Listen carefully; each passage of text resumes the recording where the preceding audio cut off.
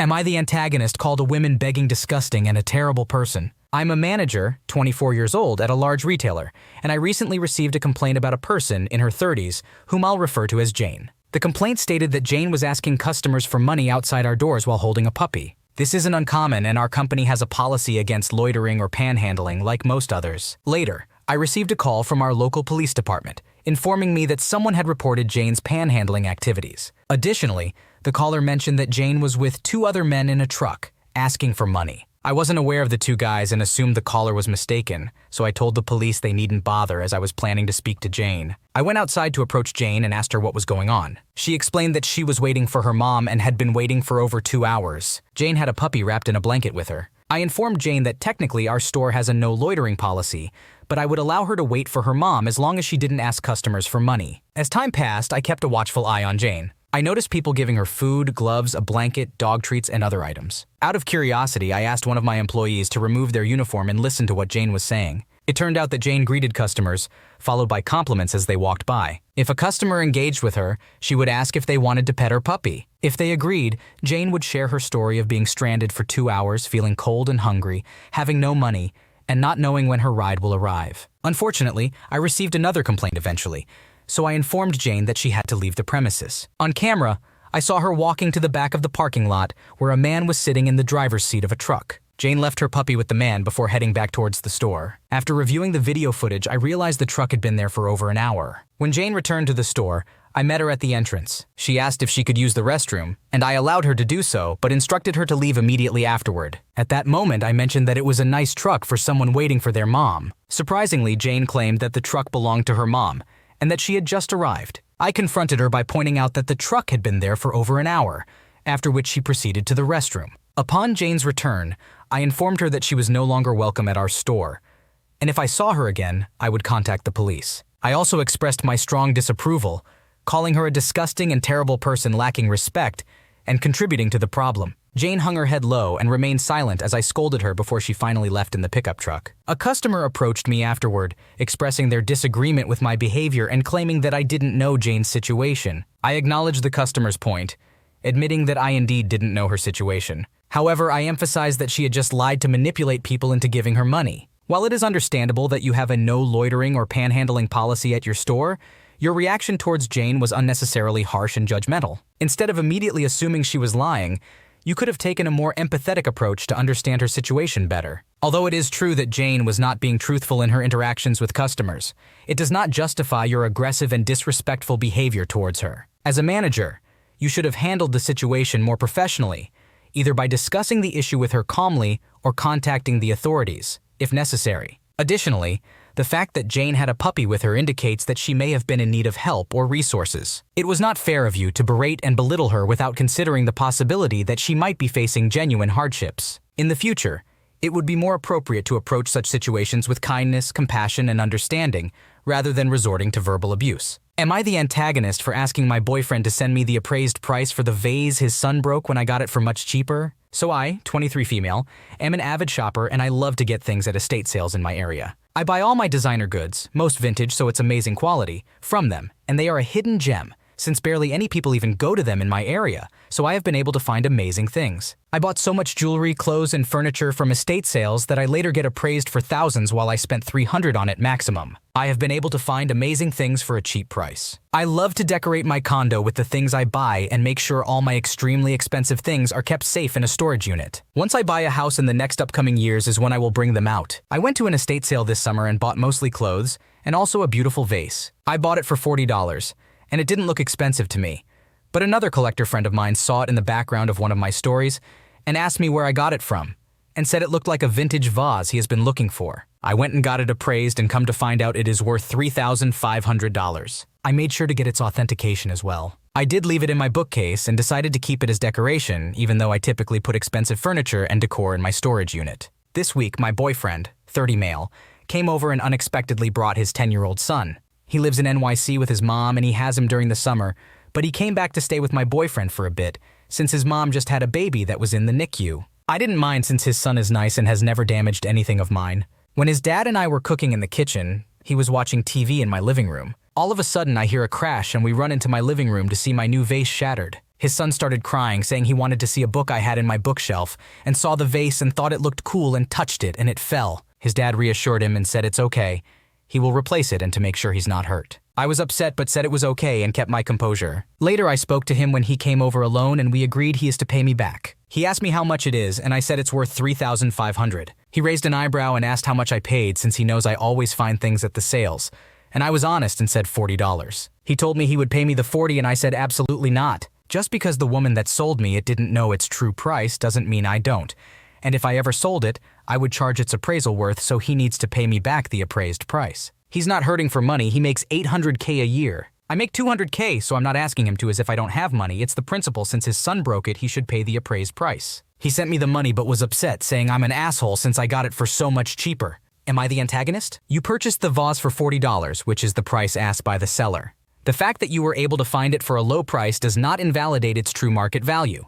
The vase was appraised for $3,500, and that is the fair amount you requested for reimbursement. As the father, your boyfriend should take responsibility for his son's actions and the cost of the damage. It is not unreasonable for you to ask for the appraised price, considering the value of the item and the fact that it was broken due to his son's actions. Your boyfriend's argument that you got it for a cheaper price is not relevant, as the appraised value is what matters in this case. It's about the current market value and not the price you paid for it. Overall, you have a right to be compensated for the damaged item, and requesting the appraised value is a fair approach in this situation. Am I the antagonist for being late to pick up my boyfriend's mother at the airport? My boyfriend's mother went to visit relatives on the other side of the country. Her son couldn't pick her up from the airport because of work, so he asked me if I could do it, and I agreed. She arrived on an early flight, scheduled to land at around 9 o'clock in the morning. It takes me about 30 minutes to reach the airport from my place, so I plan to leave at 8:30 to arrive just in time. My boyfriend provided me with money for gas and parking and warned me that his mother, while being a sweet old lady, does not like waiting and will leave immediately if she doesn't see anyone. He advised me to be at the airport 1 hour before her arrival. I found that ridiculous and decided to stick with my plan because I didn't want to wait at the airport. And here comes the drama. First, I couldn't leave my parking space because other cars were blocking me, which wasted about 5 minutes. Then there was traffic on the highway due to a rollover, causing an additional 15-minute delay. Finally, my boyfriend's mother's plane arrived 20 minutes earlier than expected. I reached the airport at 9:20, but by that time my boyfriend's mother had already taken a taxi and gone home. I called her to apologize, but she assured me not to worry because I had better things to do. Even though I didn't actually have any other pressing engagements, I simply didn't listen to my boyfriend's advice. My boyfriend is angry with me because his mother had to pay $75 USD for the taxi. I offered to reimburse her, but he explained that it's not about the fare. He wanted someone he could trust to assist his mother because of her age. It hurts. I don't think this situation warrants such a dramatic response. It was just a 20-minute delay, and the old lady could have waited a bit. Am I the asshole in this situation? Honestly, I don't think so, but I'll leave that judgment up to you. Your boyfriend specifically warned you that his mother does not like to wait and advised you to be at the airport 1 hour before her arrival. Despite this, you chose to stick with your plan and arrived late, causing his mother to take a taxi home. It doesn't matter that it was only 20 minutes. You were aware of her preferences and should have prioritized being there on time. Additionally, offering to pay her back for the taxi fare is not enough. Your boyfriend's concern was about his mother's trust, and it seems you disregarded that. Learn from this experience and communicate better in the future. Am I the antagonist for not giving a family engagement ring to my stepsister who got engaged before me? When my dad proposed to my mom, my paternal grandparents, also known as Dad's parents, gave him a ring from their family to propose to Mom with. My grandparents loved my mom and saw her as a daughter. They had 4 boys, and wanted to welcome her to the family with the ring. She cherished it. And before she passed away, she and they had discussed my grandparents keeping it safe for me. After my mom died, my dad remarried. His second wife was upset that she wasn't offered the ring like my mom was. My grandparents explained that it was being kept safe for me, as the last owner had wanted her only child, me, to have it. My dad's wife came into the marriage with a daughter, just like Dad had me. I was 9 and she was 7. We are now 22, me, and 20, her. My stepsister got engaged a few weeks ago. Her boyfriend proposed without a ring because he wanted her to pick one out. She decided to ask Dad if she could have the family engagement ring. He asked my grandparents and they said no. His wife told my grandparents that it might not be me, but the ring would still be going to their granddaughter. They said not the granddaughter it was intended for, and my stepsister was not my mom's daughter. Therefore, she would not be entitled to it, and my mom would have hated to see it go to my stepsister. When speaking to my grandparents didn't work, my dad and his wife came to me. My stepsister was upset that they didn't override what my mom wanted. She has some abandonment issues. Her dad abandoned her, and neither side of her biological family wants her. And my grandparents and uncles are the only extended family she has ever had. but she always felt like they favored me because of how much they loved my mom and how often they spoke about her and us, me and mom. Them turning her down really saddened her. So my dad and his wife wanted me to make it up to her and asked me to take the ring and then give it to her. My dad said it would mean so much to my stepsister, and even though I would not get that ring, I could still get another one, and it would make a family member happy. His wife said they had both lived in my mom's shadow from day one, and this could be a time where they are not treated as secondary to my mom. She said her daughter always adored me and never saw me as a stepsister, and it hurt her that I never saw her as a sister. She said I could do this and make her feel loved like she deserves. I refused to give my stepsister the ring, and my dad and his wife told me I was being selfish and hurtful. Am I the asshole? It is understandable that your stepsister may feel left out or hurt, given her difficult family situation. However, the ring was specifically intended for you by your late mother, and it holds significant sentimental value for both you and your grandparents. You have the right to honor your mother's wishes and keep the ring. It is not selfish or hurtful to do so. Furthermore, your dad and his wife should respect your decision and understand that it is not about favoritism. It is about respecting your mother's wishes and the emotional attachment you have to the ring. Pressuring you to give it to your stepsister is unfair and insensitive. Your stepsister can find her own meaningful symbols or heirlooms to cherish, and it is not your responsibility to fulfill her emotional needs in this particular way. Am I the antagonist for refusing to pay my mother-in-law? I, a 31-year-old woman, gave birth to my beautiful son a week ago. Unfortunately, there were some complications, so I was only released from the hospital yesterday. However, I am grateful to be home with our baby boy. When my waters initially broke, my 33-year-old husband and I were at home, and I happened to be standing on my bedroom carpet. Cleaning was obviously not the priority, so I threw some towels down, and we left for the hospital. While we were in the hospital, my 59-year-old mother-in-law kindly offered to feed our dogs for us, and we were very appreciative of her help. It was only once we got home yesterday that I saw my mother-in-law had left a receipt and note stuck to the fridge, saying that she had cleaned my bedroom carpet and wanted to be reimbursed. She had also taken it upon herself to clean the rest of the house while she was at it, and requested a day's pay at $25/hour plus $200 worth of products. Now, while it was nice of her to clean my carpet and the rest of my house, we did not ask her to do this. My husband wrote her the following text. Hello, Mom.